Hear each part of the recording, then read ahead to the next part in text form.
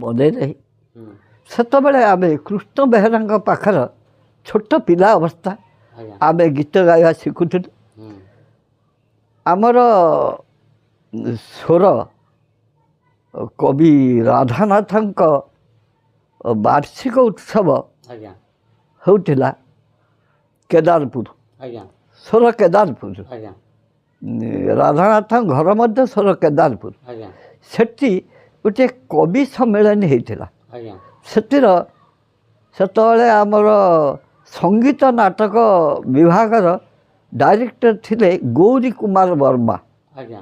ସେତେବେଳେ ସବୁ ବଡ଼ ବଡ଼ କବି, ଏ ନନ୍ଦକିଶୋର ଭଳି ବି ଆସିଥିଲେ, ସବୁ ବଡ଼ କବି ଆସିଥିଲେ। ସେଠି ବି କୃଷ୍ଣ ବେହେରା ଯାଇଥିଲେ ଯଦିଓ ସମସ୍ତେ ସମସ୍ତଙ୍କ କବିତା ଆବୃତ୍ତି କରିଥିଲେ। ତେଣୁ ୟାଙ୍କର ଯେତେବେଳେ ୟାଙ୍କ ସୁଯୋଗ ପଡ଼ିଲା, ୟାଙ୍କୁ ଯେତେବେଳେ ଚାନ୍ସ ମିଳିଲା, ବେହେରା ସାର୍ଙ୍କୁ ଯେତେବେଳେ ଚାନ୍ସ ମିଳିଲା, ସେ ହାରମୋନିୟମ ଧରିଲେ। ଆମେ ପିଲା ପାଖରୁ ଯଦୁ ପଣ୍ଡା।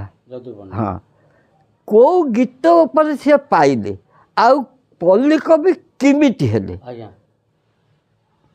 ସିଏ ନନ୍ଦକିଶୋର ବହଳ ଲେଖିଛନ୍ତି ପଲ୍ଲୀ ବିଷୟରେ, କିନ୍ତୁ ଗାଁ ଗହଳିର ଅନେକ ଜିନିଷ ଅଛି ସେ ଜାଣିନାହାନ୍ତି। ତେଣୁ ସିଏ ଏଇ ଗୀତଟି ଢିପ ଖାଲ ମାଳ ଭୂଇଁ ଦୂରେ ଦୂରେ ଗାଁ ଜହିଁ ଗେଣ୍ଡାଳିଆ ଶଙ୍ଖ ଚିଲ ବକ ମାଳ ମାଳରେ ତହିଁ ମୋର ଘର।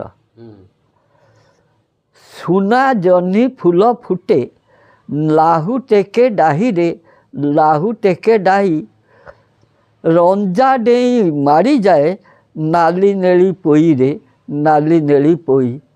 କାଙ୍କଡ଼ ଧରଇ କଷି ବାଲି ଛତୁ ଦିଏ ହସି ମୋ ଗାଁ ତୁଳନା ନାହିଁ ମଞ୍ଚ ମଣ୍ଡଳର ରେ